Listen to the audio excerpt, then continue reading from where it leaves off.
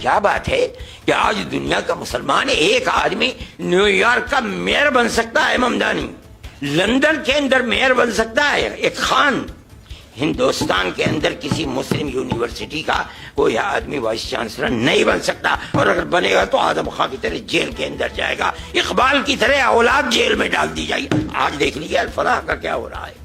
جمعیت علماء ہند دے سربراہ مولانا ارشد مدنی سن بھارت وچ مسلمانوں دے خلاف بدتے ہوئے امتیازی سلوک، اسلاموفوبیا اور سیاسی و سماجی محرومی دے اتے سخت خفگی دا اظہار کیتا ہے۔ مولانا مدنی سن دارالعلوم دیوبند دی ایک تقریب تے خطاب کردیا ہوئے آخیا ہے کہ موجودہ حکومت مسلمانوں کو سیاسی قیادت، تعلیم اور ملازمت دے حقوق تے محروم کر رہی ہے۔ انہوں سن اعظم خان دی بار بار گرفتاری، دہلی دھماکہ کیس وچ مسلمانوں کو نشانہ بنانے اور الفلاح یونیورسٹی تے بانی جواد احمد صدیقی دی گرفتاری دا حوالہ دیندے ہوئے آخیا ہے کہ مودی حکومت ہر ممکن کوشش کر رہی ہے کہ مسلمان سر نہ چاہ سکن۔ انہوں نے آخیا ہے کہ مسلمان سیاسی، سماجی اور معاشی سطح دے اتے کثیر الجہتی چیلنجاں دا سامنا کر رہے ہیں۔ مولانا مدنی سنا خیا کہ بھارتیہ جنتا پارٹی دی حکومت مسلمانوں کو انہاں دی سیاسی قیادت، سماجی حیثیت اور ملازمتاں دے حقوق تے محروم کرنے دی پالیسی دے اتے عمل پیرا ہے۔ انہاں سنا خیا کہ آج مسلمان نیو یارک وچ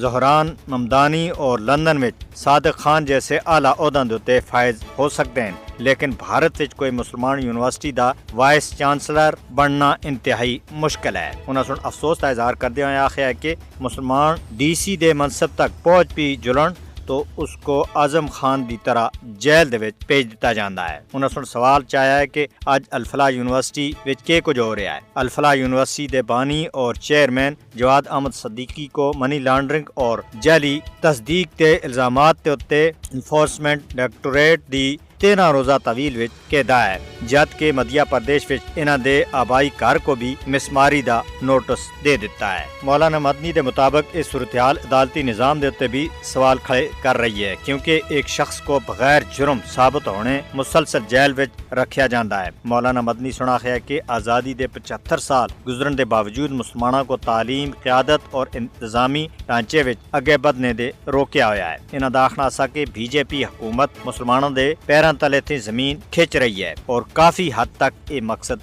حاصل بھی کر کے دا ہے۔